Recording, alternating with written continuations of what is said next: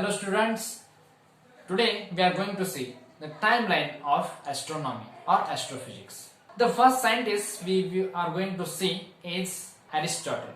We can say that he is a grandfather of science because the science was started to develop from his era or from his theories. Though his theories had no any mathematical proofs, but they were based on some observations and some logical developments. The next scientist in this timeline of astronomy is Ptolemy. So we can say that he is a true scientist because he could give some mathematical model to his theories.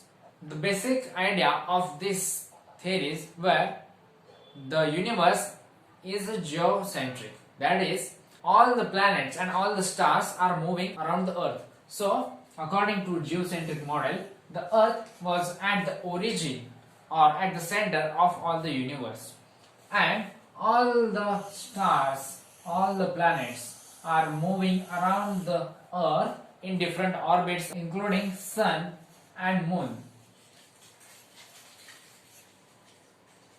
They are also moving around the earth. So this was the basic model put forward by Ptolemy.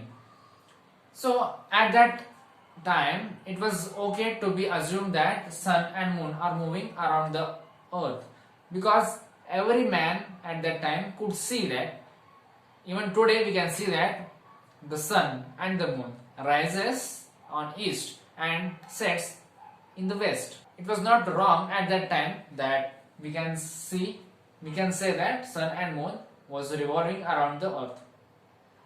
But as time goes on, as time moves on, some astronomers and some scientists observed that there is something different going on.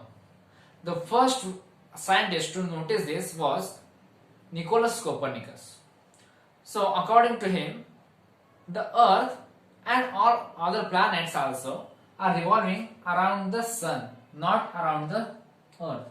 So this was not earth, so this is the sun, and sun is at the center of the universe, and all the planets, all the stars are moving around the sun. Now why this is so? Why he told that? Because what he observed was sometimes the sun, now we can say that here is earth. Okay, so we are replaced just earth by sun and sun by earth in the Ptolemy's model. So we can see that sometimes the moon looks smaller, sometimes it looks larger. Even for other planets also, if you observe Mars, in some days you can see that it is bright, it is bigger. In some days you can see that it is faint or it is smaller. Why it is so? So he said that because they are not moving around the earth, but instead they are moving around the sun. So if they are at this position, then they will look very close, they will be very close to each other. If suppose here is the earth and here is the moon, in that case, or we can say Mars, then in that case it will look fainter, it will look smaller because it is at a very large distance, and that's why, and therefore he put the sun in his model at the center of the universe, and this model is known as heliocentric model because the sun in Greek word known as helios. So this model is known as heliocentric model. After Copernicus, there was one scientist known as Tycho Brahe. What he did was he admired the Copernicus model, but he also believed in Aristotle's principle that Earth is at the center of the universe. So what he did, he just did one small change in this model. I will draw this again. So Tycho Brahe assumed that Earth is at the center.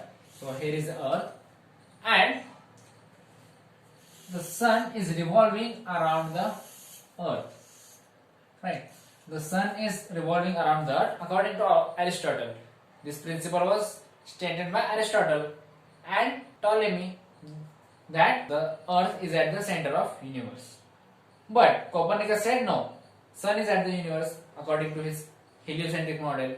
But what Tycho Brahe did was, according to Copernicus, why he put the sun at the center? Because there was some change in luminosity, or we can say the change in brightness. We will see luminosity in some later videos. But what he see, the change in luminosity, and that's why he put sun at the center.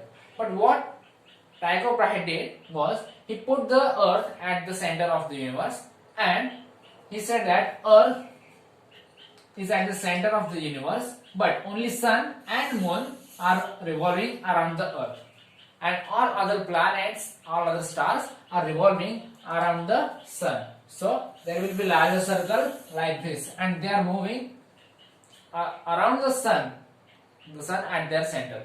But the sun and earth will be at this combined system is the center of the universe. So that was Tycho Brahe's Geo-Heliocentric model, because in that model, Geo, that is earth, and Helio, that is sun, both are at the center of the universe, or this system is at the center of the universe. What is the importance of Tycho Brahe's work?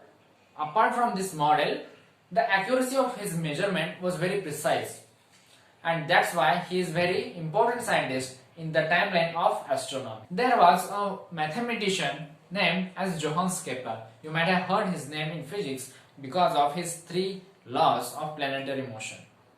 Now what he did was, he used all the data taken by Tycho Brahe, and he wanted to fit it into some mathematical model. So according to him, the sun is at the center of the planetary system, and all the planets are moving around the sun, but moon is moving around the earth. That was correct according to his mathematical model too.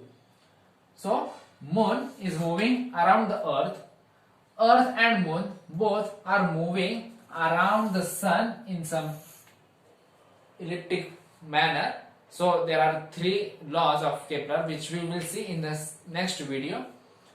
But so what his model suggested that the sun is the center of the planetary motions. And all these scientists were at the time when there was no development in telescopes. There was no developed telescope. Most of these observations were based on naked eyes or some primary level telescopes, until the Galileo discovered his telescope. His telescope could see the objects 20 times higher. So the accuracy or the resolving power of the telescope is 20x. So his telescope could see the objects 20 times bigger. So Galileo put some advantages to upcoming scientists to check the previous models and to suggest changes.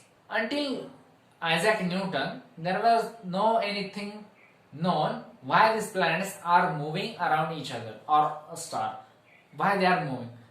So the reason was unknown until Isaac Newton. Isaac Newton put the idea of force. The force is the gravitational force which attracts each and every body towards each other. And then we can see that after Newton there was some classical mechanics, and we could study the astronomy in classical manner, and there were many changes. But these were some ancient, or we can say these are some milestones in the history of astronomy. In the next video we will study Kepler's law, what he suggested, because that was important thing to study in the beginning of astronomy. Thank you.